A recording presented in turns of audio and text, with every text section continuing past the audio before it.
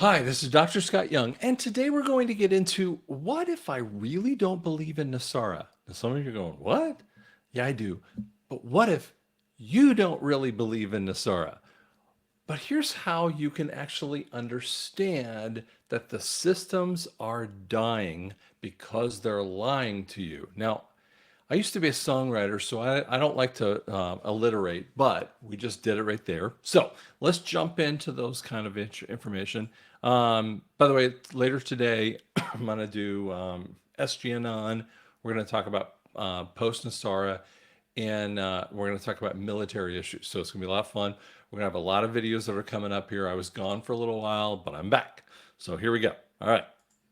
So when the economics add up to lying numbers. So, one thing I always say to you, listen, no one in their right mind should ever buy QFS crypto. There is no such thing as that. Do not believe if any freak tries to tell you they're Dr. Scott. They are not, they're lying. And just block and report them. Don't tell me about it. I've had thousands of these idiots doing this kind of stuff. Okay? So, here's what we talk about. Warren Buffett has, no, this is the newest total. I just looked it up 5 seconds ago. His newest total of monies that he has in his bank account of cash is now 277 million. At the time when this was printed, it was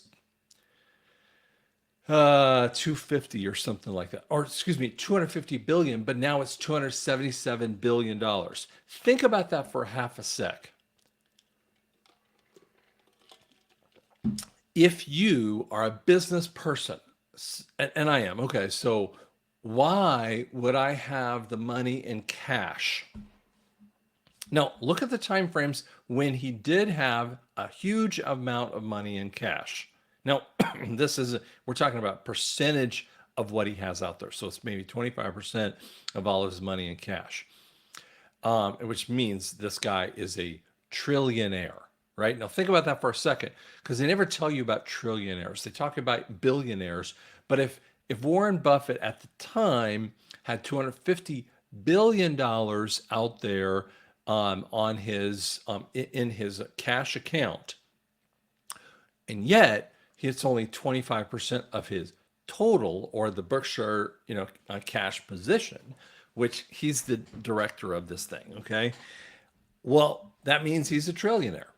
Now, reality, you guys are going to learn that some of these trillionaires are really not who you think they are. Some of you already know this. But here's what you have to ask yourself. Why is Buffett stuffing away cash? Now, most economists will tell you, oh, it's because he knows that there is a crash coming. Now, let's go backward in time and realize June 2005 is right when the idiots were telling all these mortgage lenders, and the mortgage lenders were going along with it with massive profits that were happening out there. They were telling the people to do 1 to 3 year arms, normally, 3 to 5 year arms. What they were is that you would buy down a rate because the rates were a little bit higher at this time frame, not super high, but they'd gone up a little bit. And so instead of like make up a number, 4% loan at the time, or 6% loan, you could buy it down to 4%. And then they would say, by the time this rate, goes up to the high number at 5 years, you're already buying a new house. So don't worry about it. Now, I remember buying a house in 2003 and hearing about this kind of stuff. And I was like, what? And my wife and I had never heard about this before. We never heard about an ARM, adjustable rate mortgage, right? And I'm like, yeah, but why you would do that? And he gave me the same story, same song and dance. And I said, oh my gosh, no, I would never do that kind of thing. And he looked at me like I was crazy because everyone else was doing it, right? Now, Buffett turns out and gets all of his money in cash right before the markets start to crash. So here's what they do. When the markets are crashing and going into a really ugly place, he invests that money back into the market and makes money. He still has a cash position, any good ones of these have a 10, 15% cash position, because you always have to have, ability to buy something that you need, like you're buying a new business or buying a new building. But here's what he did. He cashed himself out here and made bang on his money here. We don't know exactly how much he had at this time frame, but now we know that he is a trillionaire based upon this number right here.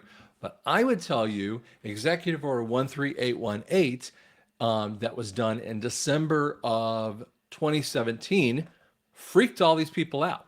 Now, note what happens here. He is around this time frame is around 2017. So you just kind of see that. Look what he starts doing. He starts increasing his cash amounts until 2020, right? So he's got almost 20%, or the 18%, or whatever that is, right? He knocks it back here because this is when people were spending money left and right, like drunken sailors, okay? So the corporations were making money during COVID. This is what they love doing, and they were investing it in the markets. Now he's pulling it out.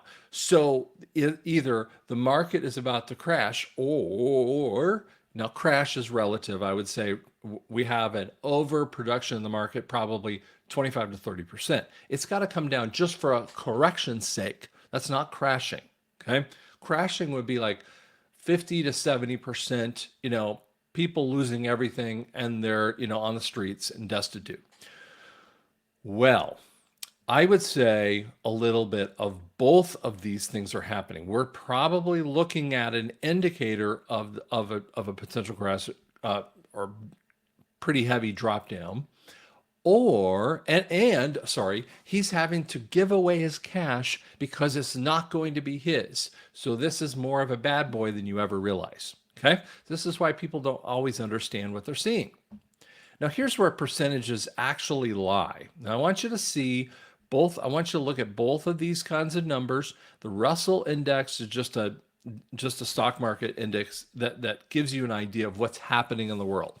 The S&P, the Standard and Poor, is really a bigger business kind of index. So this is what businesses are actually doing. Okay, so those are what we would call the GDP, the potentials for understanding the GDP. Okay. So when interest index as a percentage of the total debt, okay, so here's what happens. In 2001, what most people remember is there was a dot-com bubble burst because people were actually buying into stupid things, okay?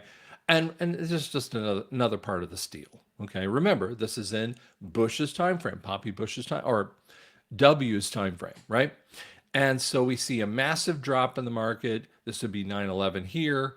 And then, it starts coming down a ways in the percentage of debt that they were doing. So they were in a better cash position than they had been in a long time. They boost up that number right around the time frame. So their debt position is in a bad place during the 2008 fake crisis that they did, this false flag. Now, when we come over here and we see this really heavy spike sets of both of these indicators or indices, we're seeing their debt to income ratio is really scary.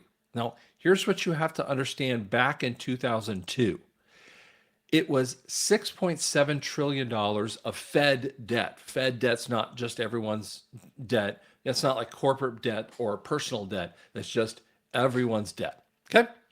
And the interest rate at the time frame, now I had to go back and check this out, was 1.67. So when you take that number, you come up with $111 billion in interest payments. And so you see a Standard & Poor, S&P versus the national debt, so this is national debt kind of conversations, is 6.5%. And so that's why you look at this and go, wow, that's really bad. But relative numbers are very, very important, okay? And you can listen to other people. Joe Brown has a podcast kind of thing, and he talks a little bit about this. But I would say percentages are lying to you. You got to look at the actual total number with that too, because here's what we are today: 35 trillion, 5.33, which is 1.865 trillion, but and here's where the liars are telling you. We're only at 4.3% versus 6.5% of the national debt. Yeah, but when that number is high, you can't pay it. Now, actually, Joe gives a really, really pretty analogy. Let's say you had a credit card and you had a credit card, and I'm making up numbers. Let's say you had a $5,000 credit card and you had a higher interest rate.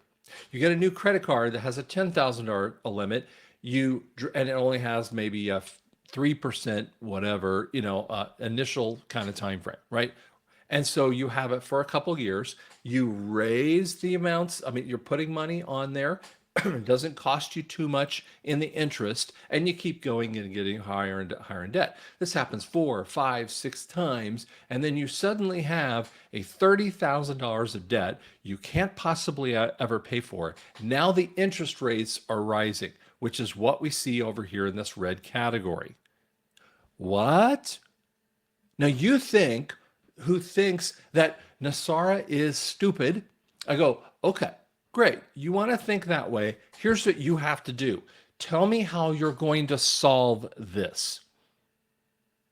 The Great Reset would say, well, if it's happening, and people go, well, that's why everything's getting bad and we're close to the Great Reset. No, the Great Reset would never get rid of that debt.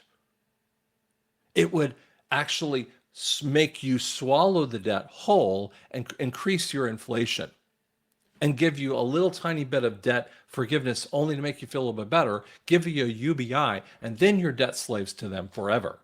Now you can't do anything.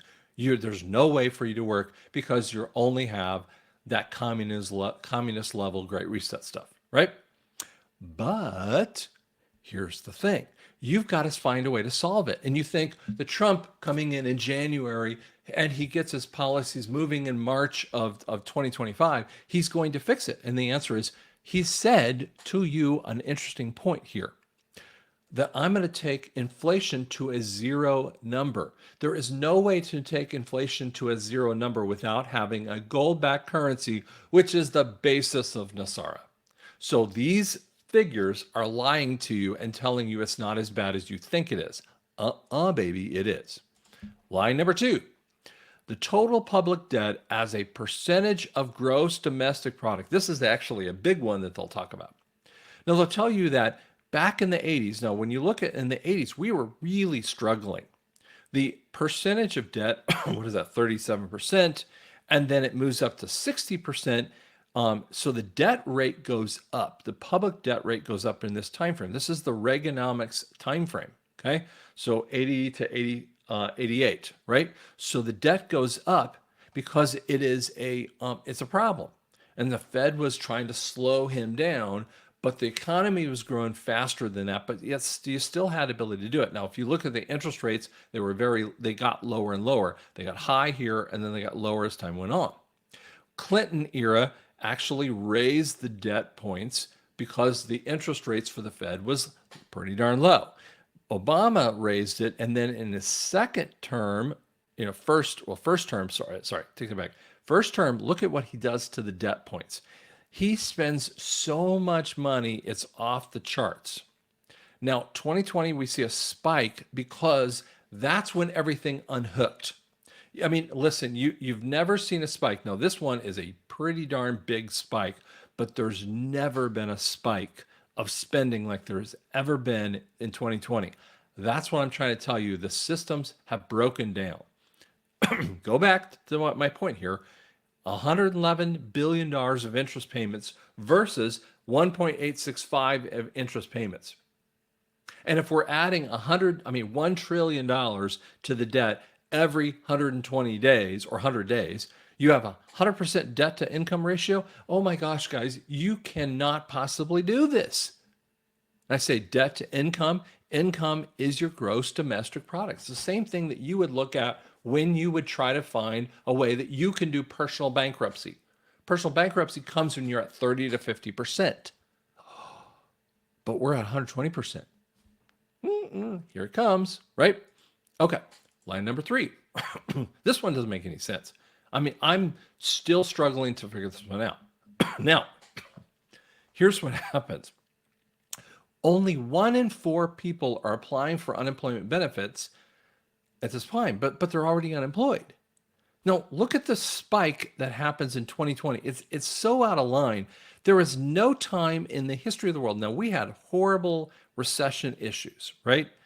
Here, we had a horrible recession issue here. So remember, we have recession points. The gas prices were getting high at this point in the 70s. It gets controlled more because here's what happens. Reaganomics gets in and people are working. Even in Clinton's era, it starts to spike here at 9/11. It spikes again at the 2008 crisis, but it's at unbelievable levels in COVID kind of time frame. They wanted you to be interested in them only, but people were getting unemployment benefits at that time frame. But now it's at historic lows. So why? And they tell you that the unemployment rate's 3.7 to 3, 4.3 to 3.7. I'm going to tell you, I don't have the answer to this one because I can't actually read through the numbers because they won't tell you this part. Maybe people are too employed. Now, how do you say that? Like if you're working a job, if you're just trying to make it and you got 2 or 3 jobs, and you work your main job, but then you get off work and you get dinner really fast and run to Lowe's and work for the rest of the night. That means, and you're still struggling. And let's say you lose your full-time job, but now you have this, 2/3 half-time job. You might not be eligible for unemployment, or you might have already utilized your benefits before, and they won't give it to you again. This is some crazy stuff, right? Let's move to the next lie. This one's actually a fascinating lie with this. Okay. Look at the green side for just a sec. Okay.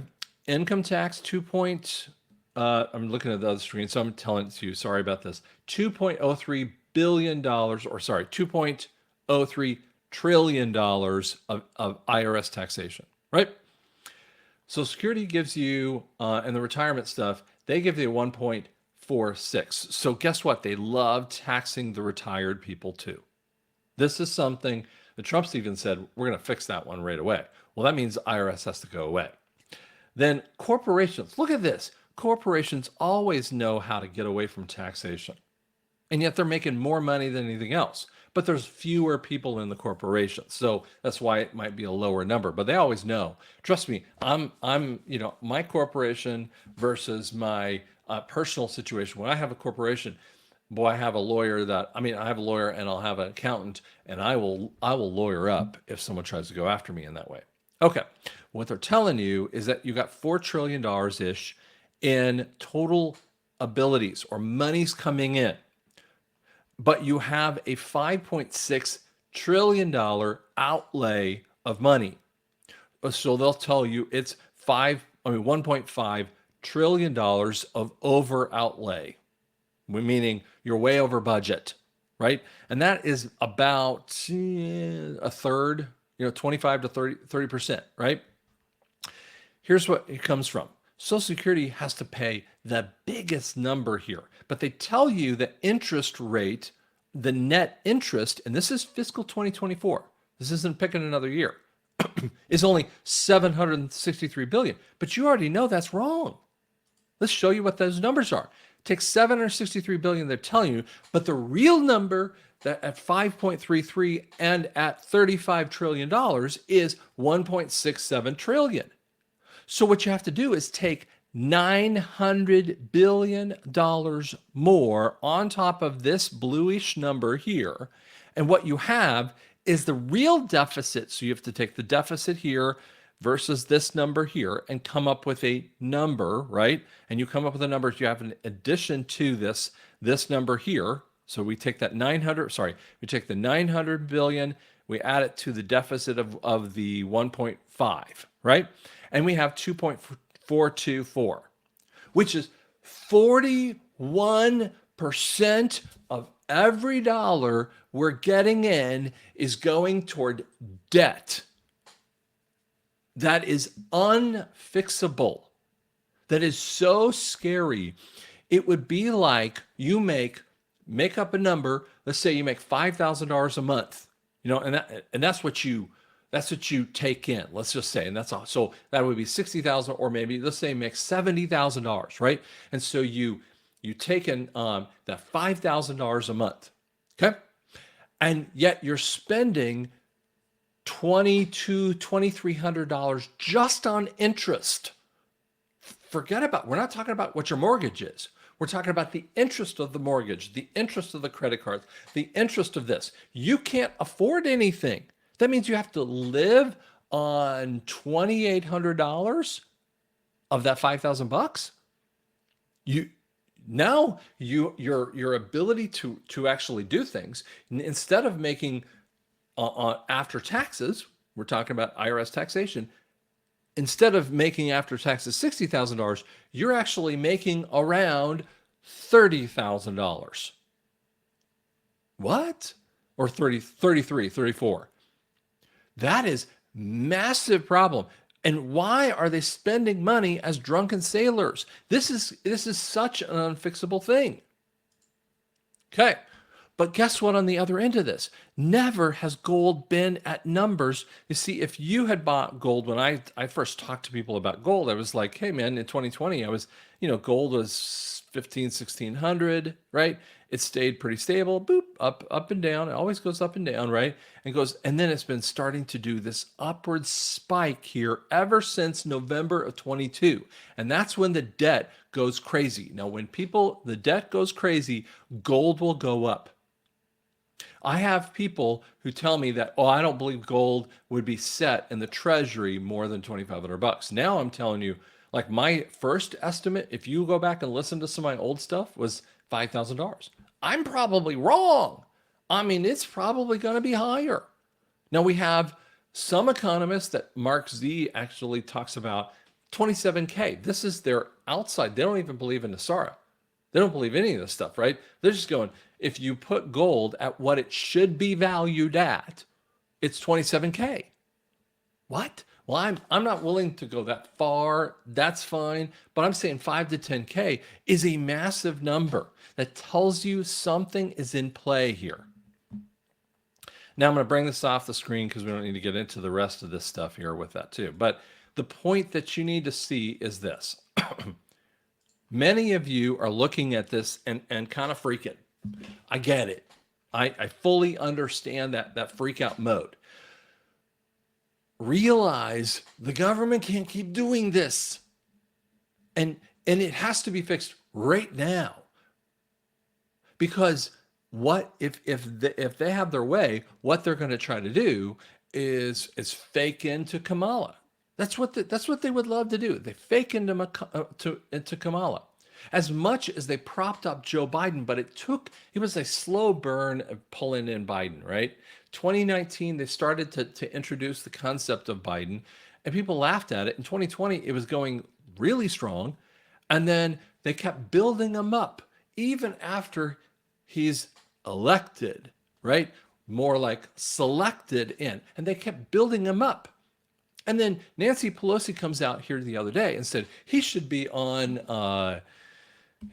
he should be in the Hall of Presidents. He should be on the monuments, right? Like going, what? I mean, but you just told me a month ago that you don't want him to run for a second term, but he should be part of the monuments? And not even just a little bit ago, no one likes Kamala, and yet she's leading in polls. You see, the lie just keeps going on. It's a math problem to them. But here's what happens. Military has to be the first step. This is EBS kind of thing before we ever get to NESARA. So people ask me, well, Joe Biden, Kamala, can't be. I was like, when you can calm down a second. EBS has to turn off the social media and the media stuff. Then we move into the NESARA pieces because it's unfixable. I do not believe in an election. I do not believe in cabal ways that they want to do it. So this is part of that fix. What I'm trying to tell you is lying of these people. They don't even know some of these people don't even know they're lying. They're just propping up a lie that seems reasonable because all they can ever think about is the Fed. They've never lived without the Fed. We have generations of people. Listen, the greatest generation who is passing away, the youngest of the greatest generation who fought in World War II, is around 95, 96 years old. They were born around 20. Some of the youngest of the greatest generation around 27, 28, 1928. That is 15 years before the Fed actually occurs. Their parents were near going to war. Their parents were just young 17, 18-year-olds when they were about ready to go to war when the Fed started. No one can remember what it feels like without the Fed. That's why I'm trying to tell you, I want you to break the mentality so you can see through this silliness. Okay? So that's why I know you don't believe in NESARA, but guess what? The numbers are lying, and you've got to come up with a better answer. And you don't have it because NESARA is happening. Hope it helps. Thanks so much.